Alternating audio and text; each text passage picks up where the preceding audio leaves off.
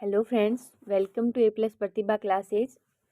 Topic रहेगा 19 मार्च 2026 current affair के बारे में। बात करेंगे 19 मार्च से जुड़ी जितनी भी सारी खबरें हैं, जितने सारे करंट अफेयर की क्वेश्चन निकलते हैं, उन सभी की कम से कम टाइम में ज़्यादा से ज़्यादा करेंगे। सबसे पहला क्वेश्चन है, Asia Africa agree alliance 4A का औपचारिक शुभारंभ कहाँ किया गया है? तो इसका सही जवाब रहेगा नई दिल्ली। नेक्स्ट है, समुद्र ड्रैगन बहुराष्ट्रीय अभ्यास कहाँ आयोजित किया जा रहा है? तो सही जवाब रहेगा गुआम, अमेरिका। नेक्स्ट है, छत्तीसगढ़ सरकार ने आवारा पशुओं के प्रबंधन के लिए कौन सी योजना शुरू की है? तो सही जवाब रहेगा गोधाम योजना। नेक्स्ट है, अमृत मित्र महोत्सव 2026 का आयोजन किस मंत्रालय द्वारा किया गया? तो सही जवाब रहेगा आवास और शहरी मामलों के मंत्रालय। एक बार फिर से याद करते हैं, क्योंकि करंट अफेयर तो आपको बहुत सारे चैनल्स पर मिल जाता है, लेकिन क्या चीज़ है जो हमें अलग बनाती है, हम साथ में याद करेंगे। तो एशिया अफ्रीका एग्री अलायंस कहाँ? नई दिल्ली। एग्री अलायंस नई दिल्ली, एग्री अलायंस नई दिल्ली। नेक्स्ट है, समुद्र ड्रैगन बहुराष्ट्रीय अभ्यास गुआम, अमेरिका। कहाँ पर? Guam, America. आगे है, छत्तीसगढ़ सरकार ने आवारा पशुओं को प्रबंधन के लिए कौन सी योजना बनाई? तो गोधाम योजना। पशुओं से जुड़ी योजना का नाम भी रख दिया गोधाम योजना। अमृत मित्र महोत्सव 2026 का आयोजन किस मंत्रालय ने किया है? तो इस मंत्रालय ने किया है आवास और शहरी मामलों के मंत्रालय। नेक्स्ट बात करते हैं क्वेश्चन नंबर 5, ऑस्कर पुरस्कार से संबंधित है। ऑस्कर 2026 में सर्वश्रेष्ठ अभिनेता का पुरस्कार किसने जीता है? तो माइकल बी जॉर्डन। आगे है, world para athletic grand prix 2026 की मेजबानी किस भारतीय शहर ने की है? तो सही जवाब है नई दिल्ली। आगे है, किस भारतीय राज्य ने प्रोजेक्ट हनुमान लॉन्च किया? तो सही जवाब रहेगा आंध्र प्रदेश। नेक्स्ट है, सेबी का पूर्णकालिक सदस्य के रूप में किसे नियुक्त किया गया है? तो सही जवाब है के.वी. रामना मूर्ति। एक बार दोबारा देखो, याद करते हैं। ऑस्कार पुरस्कार 2026 विजेता है माइकल बी जॉर्डन। कौन है? Michael B Jordan. आगे है, world para athletic grand prix 2026 की जो मेजबानी है वो कहाँ की गई? तो नई दिल्ली। आगे है, किस भारतीय राज्य ने प्रोजेक्ट हनुमान वन्य मानव और वन्य जीव संग्रहण को रोकने हेतु, तो संघर्ष को रोकने के लिए लॉन्च किया? कहाँ पर किया है? आंध्र प्रदेश में। आगे है, सेबी का पूर्णकालिक सदस्य के रूप में किसे नियुक्त किया है? तो के.वी. रामना। क्वेश्चन नंबर 9 है, वर्ल्ड बॉक्सिंग फ्यूचर्स कप 2026 किस भारतीय खिलाड़ी ने स्वर्ण पदक जीता? तो चंद्रिका पुजारी। आगे है, भारत ने नागोया प्रोटोकॉल कार्यान्वयन पर पहली राष्ट्रीय रिपोर्ट किसे सौंपी? तो सही जवाब है सीबीडी।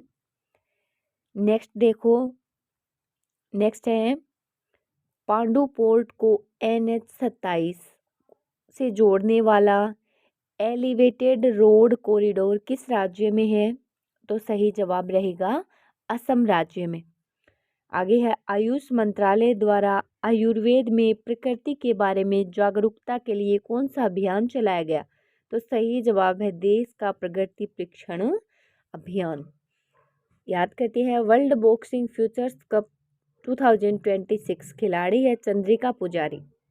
आगे है, भारत ने नागोया प्रोटोकॉल कार्यान्वयन पर अपनी पहली राष्ट्रीय रिपोर्ट किसे सौंपी? तो सीबीडी को सौंपी। पांडु पोर्ट को NH-27 से जोड़ने वाला एलिवेटेड रोड कॉरिडोर किस राज्य में है? तो असम में है। आयुष मंत्रालय द्वारा आयुर्वेद में प्रकृति के बारे में जागरूकता फैलाने के लिए कौन सा अभियान चलाया गया? तो देश का प्रकृति परीक्षण। क्वेश्चन नंबर 13 है, भारत स्टील 2026। क्वेश्चन क्या है? भारत स्टील 2026 शिखर का आयोजन कहाँ किया गया? तो इसका आयोजन किया गया नई दिल्ली। आगे क्वेश्चन देखो, क्वेश्चन नंबर 14 है, ऑस्कर 2026 में हेमनेट फिल्म के लिए सर्वश्रेष्ठ अभिनेत्री का पुरस्कार किसे मिला है? तो जेसी बकले। आगे है, हाल ही में खोजी गई प्रजाति की मछली की प्रजाति ब्यूटिस बरगाभी में किस नदी में मिली है? तो ये पश्चिम बंगाल की एक नदी है, नदी का नाम है रूपनारायण नदी, वहां मिली। आगे है, दक्षिणी जो एशियाई खेल हैं 2026 की मेजबानी कौन सा देश करेगा? जापान। चलिए याद करते हैं स्टूडेंट, भारत स्टील 2026 शिखर सम्मेलन कहाँ? नई दिल्ली। जो हेम्पटन फिल्म के लिए उन्हें ऑस्कर मिला है, तो उसमें सर्वश्रेष्ठ अभिनेत्री का पुरस्कार किसने लिया है? तो उसके लिए हकदार है जेसी बकले। आगे है, हाल ही में एक मछली की नई प्रजाति खोजी गई है जिसका नाम है ब्यूटिस बरगाभिमे, तो ये किस नदी में मिली है? तो इसका सही जवाब है रूपनारायण नदी, पश्चिम बंगाल। आगे है, एशियाई खेल 2026 मेजबान देश कौन सा है? तो क्वेश्चन नंबर 17 है, पुडुचेरी में ITA क्षेत्र के लिए विशेष आर्थिक क्षेत्र को मंजूरी किसने दी है? तो इसका सही जवाब है भारत सरकार। आगे है, धती आबा जनजातीय ग्राम उत्कर्ष अभियान के तहत किन कोशिकाओं को मंजूरी मिली है? तो सही जवाब है वन अधिकार अधिनियम सेल। नेक्स्ट है, साहित्य अकादमी पुरस्कार 2026 में हाल ही में कितनी भाषाओं में घोषित किए गए? तो 24 भाषाओं में। नेक्स्ट है, अभिव्यक्ति 2026 स्टार्टअप कार्यक्रम 20 मार्च को कहाँ आयोजित होगा? तो IIT कानपुर। एक बार इनको याद करते हैं, पुडुचेरी में IT क्षेत्र के लिए विशेष आर्थिक क्षेत्र को मंजूरी किसने दी है? तो भारत सरकार। आगे है, धती आभा जनजातीय ग्राम उत्सव अभियान के तहत किन कोशिकाओं को मंजूरी मिली? तो वन अधिकार सेल अधिनियम। नेक्स्ट है, साहित्य अकादमी पुरस्कार 2026 हाल ही में कितनी भाषाओं में घोषित किए गए? तो सही जवाब है 24 भाषाओं में। नेक्स्ट है, अभिव्यक्ति 2026 स्टार्टअप कार्यक्रम 20 मार्च को कहाँ आयोजित होगा? तो क्वेश्चन नंबर 21 है, धरती आभा जनजातीय, दोबारा देखो, धरती आभा जनजातीय ग्राम उत्कर्ष अभियान के तहत कौन से विशेष सेल मंजूर किए गए हैं? तो सही जवाब है फॉरेस्ट राइट्स एक्ट सेल्स। आगे, मार्च 2026, क्वेश्चन नंबर 22 पढ़ रही हूँ मैं। मार्च 2026 में किस भारतीय राज्य ने दुनिया की सबसे ऊंची जमी हुई झील यानी कि फ्रोजन झील हाफ मैराथन आयोजित कर इतिहास रचा? तो सही जवाब है लद्दाख। आगे है, 23 नंबर क्वेश्चन है, मार्च 2026 में जारी रिपोर्ट के अनुसार कौन सा राज्य भारत में मृत्यु के बाद अंगदान पर शीर्ष पर है? तो तमिलनाडु या महाराष्ट्र। एक बार दोबारा से देख लीजिए, चीजें आपको सही समझ में आ जाएंगी। धरती आभा जनजातीय ग्राम उत्कर्ष अभियान के तहत कौन से विशेष सेल मंजूर किए? तो फॉरेस्ट राइट एक्ट सेल्स। आगे है, मार्च 2026 में भारतीय राज्य ने, तो किस भारतीय राज्य ने दुनिया की सबसे ऊंची जमी हुई झील हाफ मैराथन आयोजित कर इतिहास रचा? तो सही जवाब है लद्दाख। आगे है, मार्च 2026 में जारी रिपोर्ट के अनुसार कौन सा राज्य भारत में मृत्यु के बाद अंगदान में शीर्ष पर है? तो तमिलनाडु। क्वेश्चन नंबर 24 है, 2026 के लिए ब्रिक्स की अध्यक्षता किस देश ने भारत को सौंपी? सही जवाब है ब्राजील। आगे है, भारत का पहला made in India MRI scanner किस कंपनी के सहयोग से विकसित किया गया? सही जवाब है जोहो। आगे है कौन सी चर्चा में रही कोसी रिवर यानी कि कोसी नदी किस नदी की सहायक है? तो गंगा की। एक बार दोबारा से देखते हैं, याद करने का ट्राई करते हैं इनको, क्लास में याद करेंगे चीज़ों को। तो 2026 के लिए ब्रिक्स की अध्यक्षता किस देश ने भारत को सौंपी? सही जवाब रहने वाला है कौन सा? ब्राजील। नेक्स्ट क्वेश्चन देखो, भारत का पहला made in India MRI scanner किस कंपनी के सहयोग से विकसित किया गया? तो जोहो। आगे है हाल ही में चर्चा में रही कोसी रिवर किस नदी की सहायक नदी है? भारतीय सेना का स्वदेशी सक्षम एंट्री ड्रोन ग्रिड किस कंपनी के सहयोग से विकसित किया गया? तो सही जवाब है गाजियाबाद के सहयोग से। आगे है मार्च 2026 में जारी पुस्तक महात्मा ए ग्रेट कम्युनिकेटर के लेखक कौन है? सही जवाब है धीरज काकड़िया। आगे क्वेश्चन नंबर 29 है, हाल ही में किस भारतीय राज्य ने अपने मंदिरों के दुर्लभ रिकॉर्ड को संरक्षित करने के लिए डिजिटल लाइब्रेरी बनाने की घोषणा की? तो ओडिशा। आगे है अस्मिता लीग भारत सरकार के किस प्रमुख खेल कार्यक्रम का हिस्सा है? तो खेलो इंडिया मिशन। एक बार दोबारा देखते हैं, भारतीय सेना का स्वदेशी सक्षम एंट्री ड्रोन ग्रिड, क्या बोला मैंने? एंट्री ड्रोन ग्रिड कंपनी के सहयोग से विकसित किया गया, तो गाजियाबाद के सहयोग से। आगे है मार्च 2026 में जारी पुस्तक का नाम है महात्मा ए ग्रेट कम्युनिकेटर। इसके लेखक कौन है? तो धीरज काकड़िया है। आगे है हाल ही में किस भारतीय राज्य ने अपने मंदिरों के दुर्लभ रिकॉर्ड को संरक्षित करने के लिए डिजिटल लाइब्रेरी बनाने की घोषणा की है? सही जवाब है ओडिशा। नेक्स्ट है अस्मिता लीग भारत सरकार के किस प्रमुख खेल कार्यक्रम का हिस्सा है? तो खेलो। अब बात करते हैं 19 मार्च को जन्मे कुछ ऐतिहासिक व्यक्ति जिनके बारे में क्वेश्चन पूछा जा सकता है। तो सभी मैंने नहीं लिए हैं, जो इम्पोर्टेंट है सिर्फ वही लिखे हैं। तो देखिए 19 मार्च को जन्मे कुछ महत्वपूर्ण व्यक्तित्व। सबसे पहले देखिए जिक्र आता है तनुश्री दत्ता का, जिनका जन्म हुआ 19 मार्च 1984 को। तो ये क्या थी? अभी देखते हैं, ये भारतीय मॉडल और अभिनेत्री थी।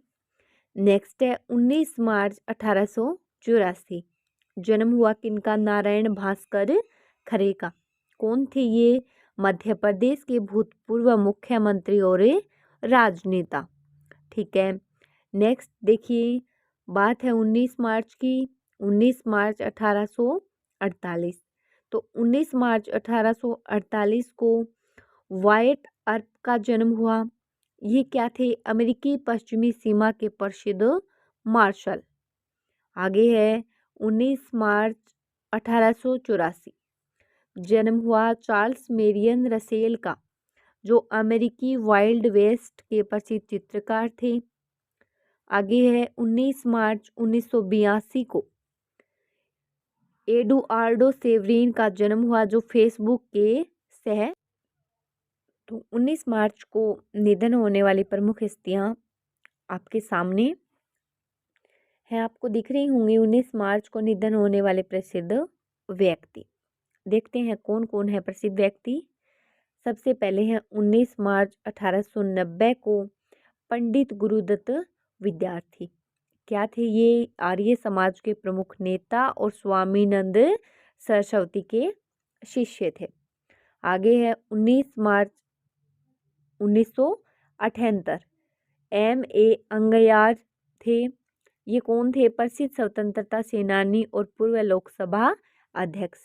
आगे है 19 मार्च 1982 को मृत्यु हुई JB कृपलानी की, जो भारतीय स्वतंत्रता सेनानी थे और गांधीवादी, समाजवादी और राजनेता भी रहे। नेक्स्ट है 19 मार्च 1998 तो EMS नंबूदरीपाद, इनका निधन हुआ। ये केरल के मुख्यमंत्री और प्रसिद्ध कम्युनिस्ट नेता थे। आगे है 19 मार्च 2006 गोलब बोरबुरा। तो गोलब नाम है इनका, गोलब बोरबुरा। तो ये असम के पूर्व मुख्यमंत्री।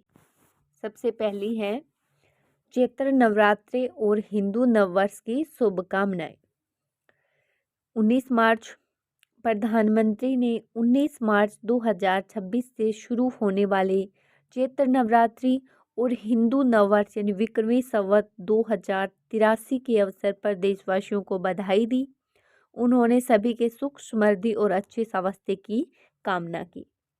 आप सभी को भी एडवांस में नववर्ष की शुभकामनाएं चैत्र नवरात्रि की। आगे है भारत ट्राइब्स बिजनेस कॉन्क्लेव का उद्घाटन। 19 मार्च प्रधानमंत्री मोदी ने नई दिल्ली में भारत ट्राइब्स फेस्ट 2026 के तहत आयोजित बिजनेस कॉन्क्लेव को संबोधित किया।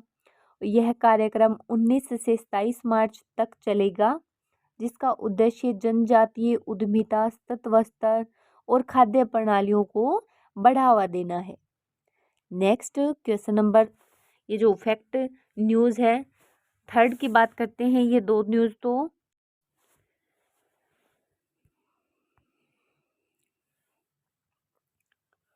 थर्ड देखिए,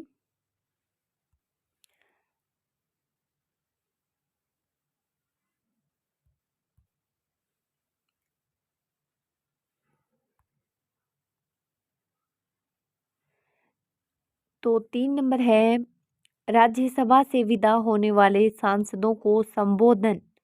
डेट है 18-19 मार्च। तो पीएम मोदी ने राज्यसभा से सेवानिवृत्त होने वाले सदस्यों को विदाई देते हुए उनके संसदीय योगदान की सराहना की। उन्होंने सदन में वरिष्ठ नेताओं के साथ बिताए अनुभवों को साझा किया और उन्हें भविष्य के लिए शुभकामनाएं दी। आगे है एलपीजी आपूर्ति पर सरकार का स्पष्टीकरण।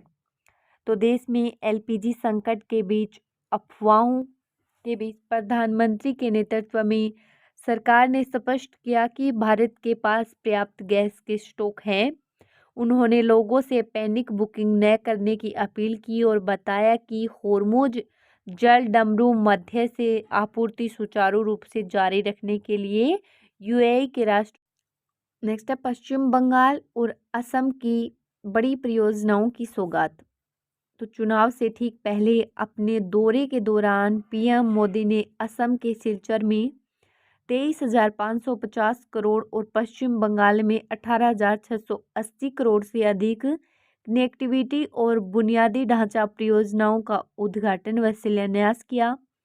इसमें उत्तर पूर्व का पहला एक्सेस कंट्रोल्ड ग्रीनफील्ड एक्सप्रेसवे भी शामिल है। Thank you so much guys. अगर आपको वीडियो अच्छी लगी हो तो वीडियो को एक लाइक और चैनल को सब्सक्राइब जरूर कर दें। Thank you so much. हम आपके लिए डेली करंट अफेयर लेकर आते हैं।